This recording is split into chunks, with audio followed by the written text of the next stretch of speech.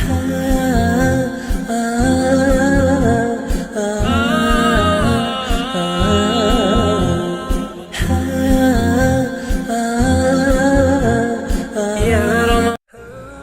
علیکم ورحمۃ اللہ وبرکاتہ۔ بسم اللہ والصلاۃ والسلام علی رسول اللہ۔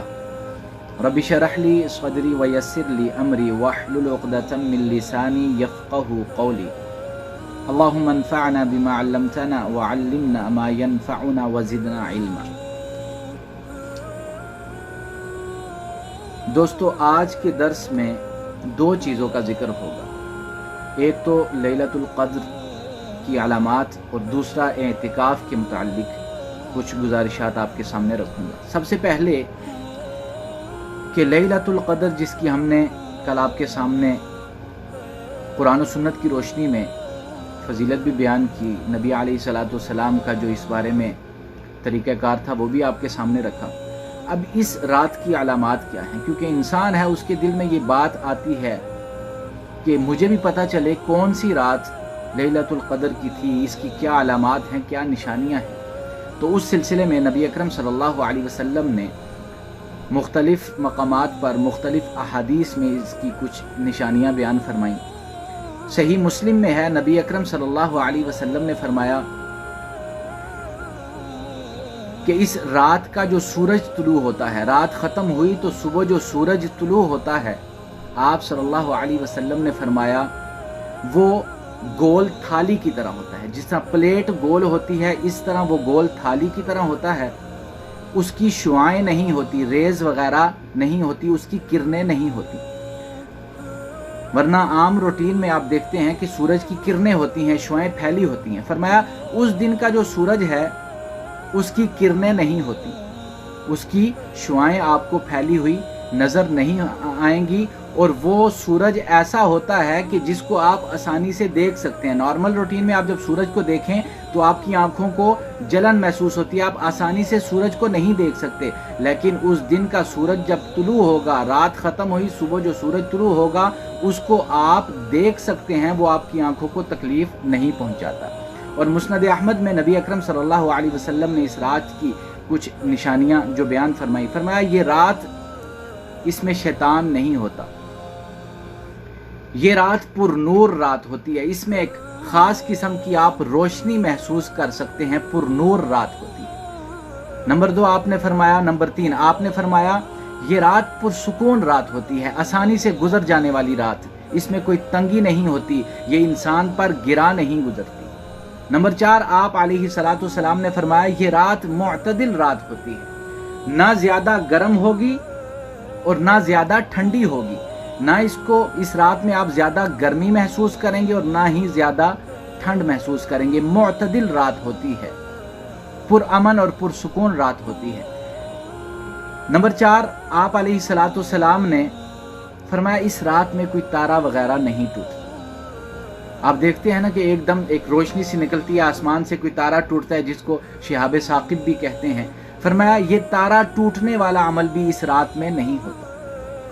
اور ایک نشانی آپ نے یہ بھی بیان فرمائی کہ اس رات کے ختم ہونے کے بعد جو سورج طلوع ہوتا ہے، آپ نے فرمایا وہ 14ویں کے چاند کی طرح ہوتا ہے۔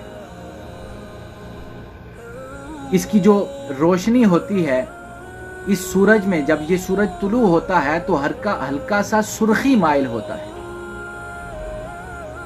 اتنی تیز روشنی نہیں ہوتی کہ آپ کی آنکھوں کو تکلیف پہنچائے، ہلکا سا ریڈش ہوتا ہے، سرخی مائل اس کا سورج ہوتا ہے۔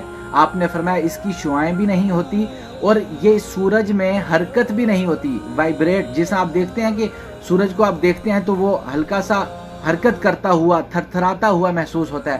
آپ علیہ الصلوۃ والسلام نے فرمایا اس رات کے بعد جو سورج طلوع ہوگا اس میں وہ چیز بھی آپ کو نظر نہیں آئے گی، وہ پرسکون ہوگا، اور 14ویں کے چاند کی طرح آپ علیہ الصلوۃ والسلام نے فرمایا وہ سورج آپ کو نظر آئے گا۔ اور اس دن کے بارے میں بھی آپ نے فرمایا جو اگلا دن آئے گا اس میں بھی شیطان نہیں ہوگا، رات کو بھی شیطان نہیں اور اگلے دن میں بھی شیطان نہیں ہوگا، پرسکون رات ہوگی، معتدل رات ہوگی، آسانی سے گزرنے والی رات ہوگی، نہ ہی اس میں زیادہ गर्मी होगी, ना ही ज़्यादा ठंड होगी। ये कुछ अलामात हैं जो मोहम्मद रसूलुल्लाह सल्लल्लाहु अलैहि वसल्लम ने बयान फरमाई। लेकिन अगर कोई इंसान इस रात की इबादत करता है, वो कोई ऐसी निशानी देख लेता है, महसूस करता है, तो ये नहीं कि वो ढंढोरा पीटे पूरे मोहल्ले को जमा कर ले, लोगों को भी पता चले मैंने रात को इबादत की, ऐसा बिल्कुल नहीं। वो लोगों को बता के क्या साबित करना चाहता है कि बस आज की रात जो थी वो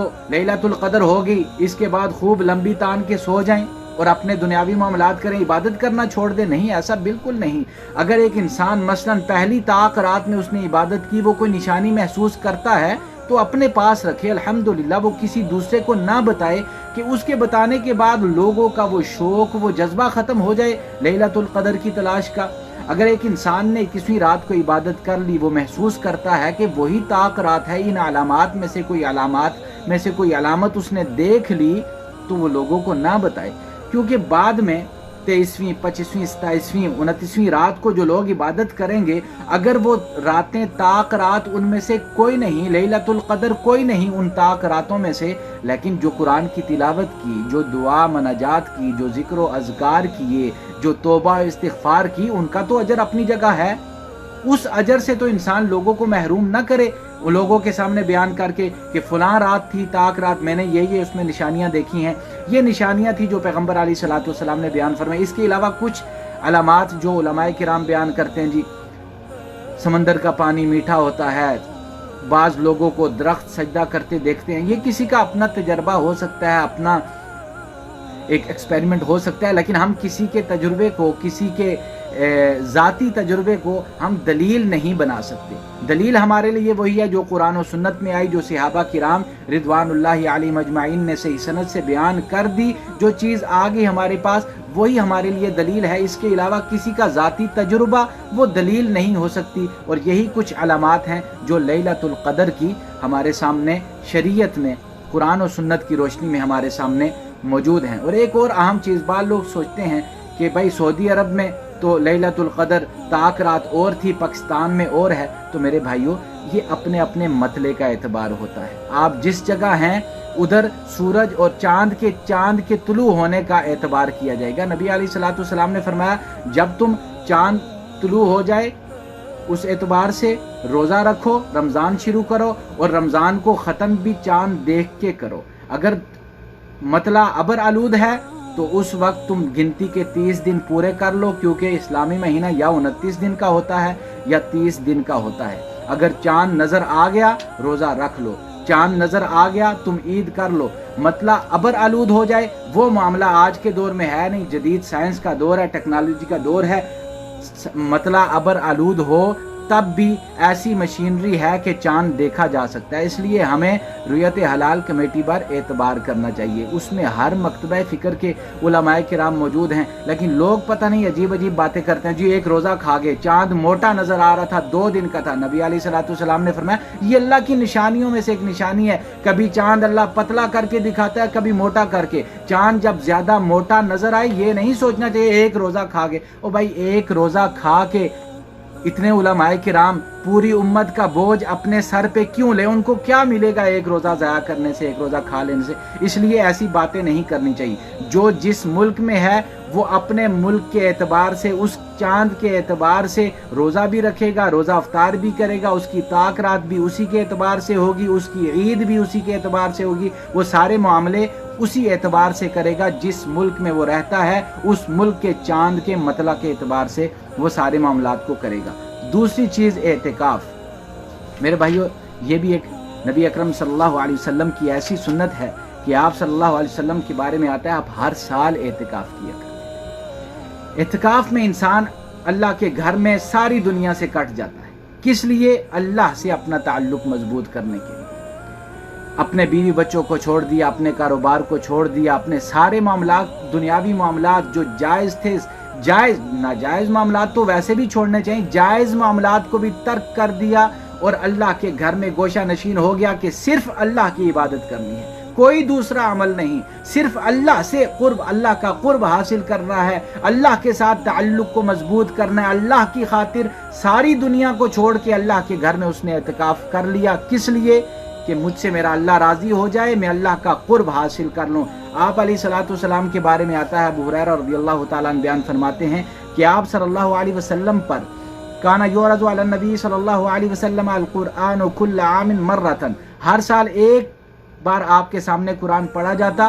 फ़उरिज़ अलैहि मर्रतैन फिल आमिल लज़ी क़ुबिज़, जिस साल आपकी रूह कब्ज़ की गई 2 बार आपके सामने कुरान पढ़ा गया। और हर साल आप अलैहिस्सलाम 10 दिन का एतिकाफ करते थे, जिस साल आपकी रूह कब्ज़ की गई आपने 20 दिनों का एतिकाफ किया। पूरी रात मस्जिद में गुजारते, जब फजर हो जाती फजर पढ़ के आप अलैहिस्सलाम अपने खैमे में चले जाते और फिर आराम करते, क्योंकि रात को इबादत करनी है। ताक रात है पहली, मगरिब से पहले इंसान मस्जिद में आ जाए, 21वीं रात को रात इबादत करे और सुबह अपने खैमे में जो उसने अलग बंदोबस्त किया है, वो चारपाई भी रख सकता है, वो मैट्रेस बिछा सकता है, बिस्तर अच्छे से अच्छा बिछाए और आराम सुकून से दिन को वो रेस्ट करे, रात को वो अल्लाह की इबादत करे, रात का वो क़याम करे, लैलतुल क़द्र की तलाश करे। लेकिन मेरे भाइयों, आज के दौर में एतिकाफ में सबसे लाजमी और अहम चीज़, इस चीज़ का हमने ख्याल रखना है कि वो ये है कि हमने इंटरनेट से दूर रहना है, मोबाइल से दूर रहना है। एतिकाफ भी बैठो, फेसबुक भी यूज़ करो, व्हाट्सएप भी यूज़ करो, ट्विटर भी यूज़ करो, तो फिर वो क्या एतिकाफ है? जहाँ इंसान अपने बीवी बच्चों को छोड़ के अल्लाह के घर में आ जाता है, वहाँ मोबाइल को ना छोड़े, तो उसको फिर सोचना चाहिए कि मैं कैसा एतिकाफ कर रहा हूँ। और एतिकाफ के मुतल्लिक आज के दौर में जो मसला पेश आ रहा है, लोग पूछते हैं कि क्या घरों में एतिकाफ कर सकते हैं, मसाजिद बंद हैं? तो मेरे भाइयों याद रखिए, एतिकाफ का ताल्लुक मस्जिद के साथ है। वअंतुम आकिफून फिल मसाजिद, अपनी बीवियों से दूर रहो जब तुम मस्जिदों में तुमने एतिकाफ किया हो। एतिकाफ घर में करने की कोई नस नहीं, कोई नबी अकरम सल्लल्लाहु अलैहि वसल्लम से, सहाबा किराम से इसकी कोई दलील नहीं मिलती। यहाँ तक कि आपकी अज़वाज मुतहरात, जिनके खैमे, जिनके घर मस्जिद नबी की दीवार से जुड़े हुए होते थे, लेकिन वो भी एतिकाफ मस्जिद में करती थी, घरों में उन्होंने भी एतिकाफ नहीं किया। आपकी अज़वाज मुतहरात में से आपकी एक ज़ौजा, उनको इस्तिहाज़ा की बीमारी थी, उन्होंने भी मस्जिद में एतिकाफ किया। यहाँ तक कि उनकी इतनी ब्लीडिंग होती थी, इस्तिहाज़ा की बीमारी थी। इस बीमारी में इंसान मामूल की इबादत करता है, औरत मामूल की इबादत करेगी, रोज़ा नमाज सब कुछ करेगी। उन्होंने एतिकाफ किया, उनको इतनी ज़्यादा ब्लीडिंग होती थी कि उन्होंने अपने साथ एक बर्तन रखा था कि मस्जिद ना गंदी हो जाए, वो खून बर्तन में गिरे। नबी अलैहिस्सलाम ने उनसे ये नहीं कहा कि तुम्हारी हालत इतनी तशवीशनाक है, तुम घर में एतिकाफ कर लो। एतिकाफ उन्होंने कहाँ किया? इस हालत में भी एतिकाफ कहाँ किया? मस्जिद में। इसलिए एतिकाफ मस्जिद में करना चाहिए। अब सवाल ये पैदा होता है कि ऐसा अमल जो नबी अलैहिस्सलाम मरते दम तक करते रहे बाकायदगी के साथ, हम उससे महरूम हो जाएंगे? तो मेरे भाइयों, शरीयत ने हम पर बड़ी मेहरबानी की, वो अल्लाह बड़ा मेहरबान है। नबी अलैहिस्सलाम ने फरमाया कि जो इंसान नॉर्मल रूटीन में जो नेकियां करता है, नमाज, जिक्र अज़कार, जो वो उसके मामूल के अमल हैं, वो अमल उसका अगर सफ़र की वजह से, बीमारी की वजह से रह जाए, तो अल्लाह रब्बुल जलाल उसको पूरे का पूरा अजर सवाब अता करेगा। यानी बीमारी में वो अज़कार नहीं कर सका, बीमारी में वो सिर्फ उसने फ़र्ज नमाज पढ़ी, वो नवाफिल का एहतमाम नहीं कर सका, वो तहज्जुद नहीं पढ़ सका, सफ़र में उसकी कोई इबादत, नफली इबादत रह गई, कोई जिक्र अज़कार रह गई, उसने नहीं किए, तब भी अल्लाह उसको पूरा अजर सवाब अता करेगा। एक इंसान की रूटीन है कि वो हर साल एतिकाफ करता है, लेकिन इस साल अगर वो इस कोरोना वायरस की वजह से एतिकाफ नहीं कर सका, तो इंशाअल्लाह अल्लाह रब्बुल जलाल उसको पूरा अजर सवाब अता करेगा। वो अपने घर में कुरान की तिलावत करे, वो जिक्र अज़कार करे, वो नवाफिल का एहतमाम करे, वो तौबा इस्तिग़फ़ार करे, दुआओं में नजात करे। उसने एतिकाफ नहीं किया, वो हर साल करता था, इंशाअल्लाह अल्लाह रब्बुल जलाल उसकी नीयत के मुताबिक उसको पूरा अजर सवाब अता करेगा। अल्लाह से दुआ है, अल्लाह रब्बुल जलाल हमें अमल की तौफीक अता फरमाए, अल्लाह हमें ज़्यादा से ज़्यादा नेकियां करने की तौफीक अता फरमाए, अल्लाह हमारे सगीरा कबीरा गुनाहों को मुआफ़ फरमाए, अल्लाह रब्बुल जलाल हमें लैलतुल क़द्र की برکات سے نواز دے، اللہ ہمیں وہ رات نصیب فرمائے اور اس حال میں کہ ہم اللہ کو راضی کر رہے ہوں، اللہ کی عبادت میں مشغول ہوں۔ اللہ رب ذوالجلال امت مسلمہ کے حال پر رحم فرمائے، اللہ ہماری نیک خواہشات کو، حاجات کو پورا فرمائے، اللہ مظلوم مسلمانوں کی مدد فرمائے، دنیا بھر کے مظلوم مسلمانوں کی اللہ مدد فرمائے، مجاہدین اسلام کی اللہ مدد فرمائے، پریشان حالوں کی اللہ پریشانیاں دور فرمائے، تنگ دستوں کی اللہ تنگ دستیاں دور فرمائے۔ اقول قولی ھذا استغفر اللہ لی ولکم ولسائر المسلمین۔